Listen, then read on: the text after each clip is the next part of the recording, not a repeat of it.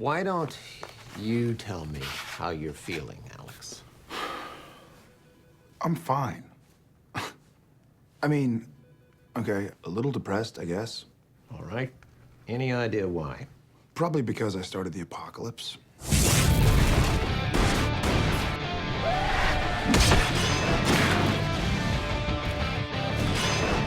Eric has more clarity of conception when it comes to building what he calls the net of a story than any other writer I've ever worked with. He's kind of a rare bird, I think. Eric doesn't like to draw out these long, dramatic questions. He poses one and he answers it and he moves on to a different one. It's not only a singular vision, but it's really an intelligent, well thought out, and a clear vision.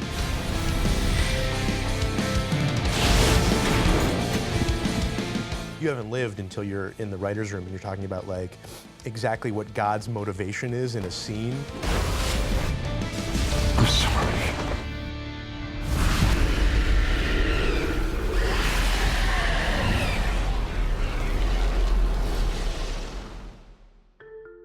A day in the life of Eric Kripke.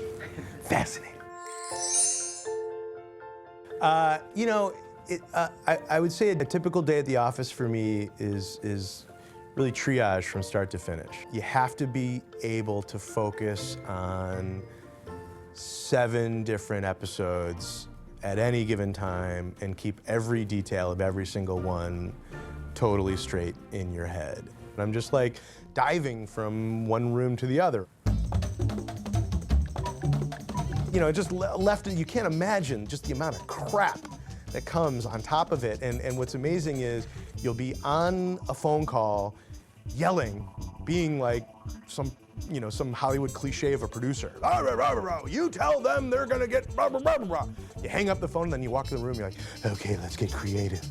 You just learn to live in the moment. You learn to say, all right, I'm in the room now and this is the story I'm breaking, so I'm focusing, I'm living in that world. The writing of the show's brutally painful. What are the thematics? What are Sam and Dean going through? What's a scary kill or two you would like? And then you start talking until you say, oh, that would be a badass scene. And then you write that down on the board. Oh, and that would be a badass scene. Oh, and that would be cool. Oh, and you know, if you do that one, it's gonna lead inevitably to that one. And then you start realizing that slowly but surely, after about 2 or 3 days, scenes are starting to occur to you. I act out every scene, you know, with a massive amount of profanity. His brain is kind of, I don't trust it, it's weird. He's really amazing. He can keep more balls in the air than any person I've known, and has sort of total recall on what's gone on before, and has a very clear sense of what he wants.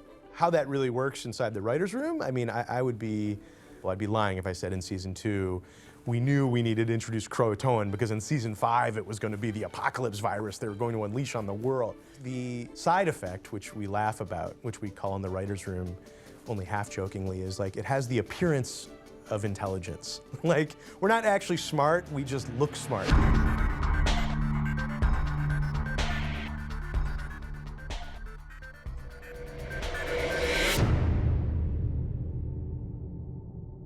Had you asked me even as late as season 3, like, will there be angels in the story? I would have said, no, we don't do angels on this show.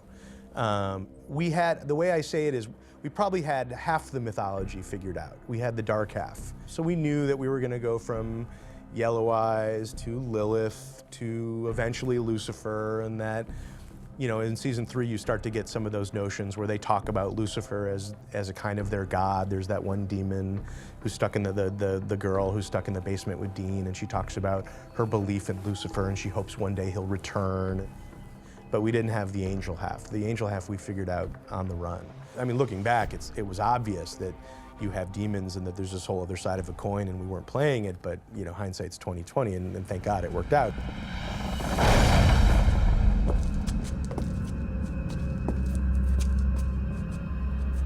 Hello, Anna. It's good to see you.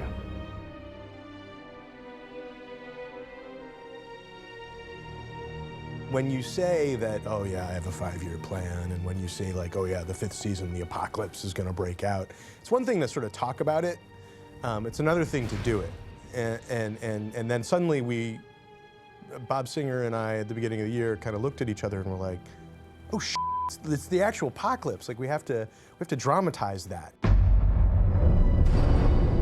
And there was a lot of discussion about how do we not bite off more than we can chew. Someone said, you have to spread this out into season 6. I don't think we would have been able to do it. And if somebody would have said, you got to finish it by season 4, I don't think we'd be able to do it. It really seems to have actually fit into its proper timeline.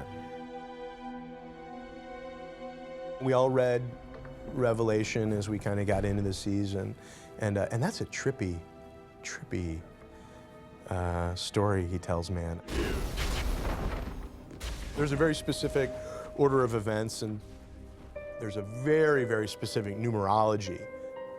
It's 7 inside of 7 inside of 7, and it's kind of amazing that that's a part of a major world religion, because it is bizarre, and it's just this acid trip of a vision. And so for us, it was just kind of like, okay, can we use a passage from Revelation? Can we use an element from Revelation that people could look up to say, oh, wow, yeah, that's in the book of Revelation, and so therefore we can kind of base an episode on it. And there fell a great star from heaven, burning like a torch, and it fell upon the river, and the name of the star was Wormwood, and many men died. Revelation 8:10. Are you saying that this is about the apocalypse? You could say. For me, the biggest issue wasn't necessarily, are we going to wrap up everything? Because we, just by the sheer nature that we knew what was going to happen to Lucifer and Michael, and we were going to reveal who God was, there was never really the worry of, can we tie up every single character and every detail? It was more about, how do we turn that into a satisfying story? Quite frankly, by episode, I don't know, 3, we knew the angels wanted Dean to say yes to Michael, and that the demons and Lucifer wanted Sam to say yes to the devil. What's hard is, once you drop that bomb, there wasn't that many more bombs to drop. Hello, Dean.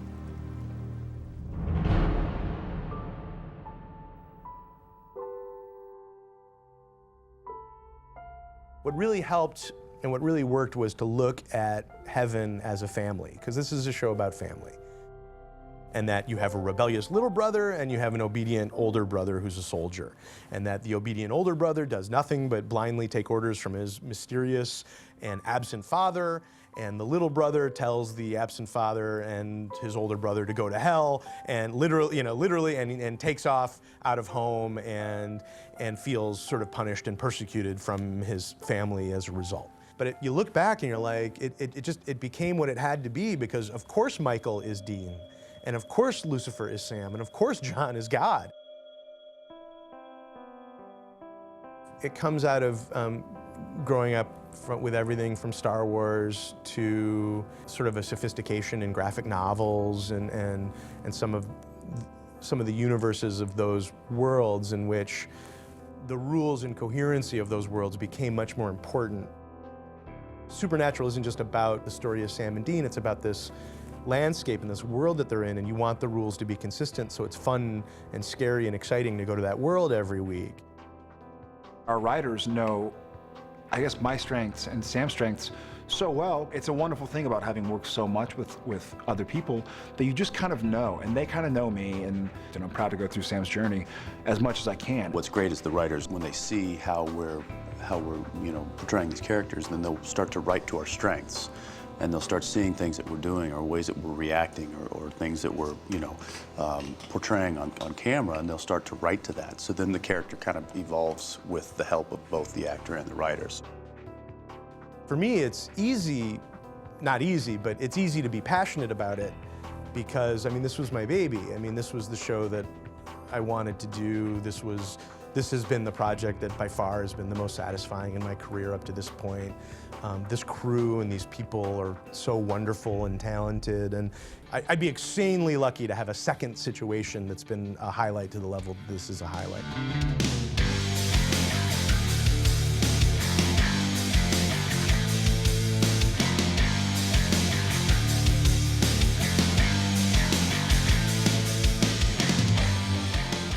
we were all there kind of in the back of his bus going, yeah, go. That's cool. Go do that. But he drove it, you know? It's a powerful, I think it's a powerful thing he's wrought. This town it rewards insanity. It just does. And it's not good. It's not a good thing, but it is what it is. Pudding!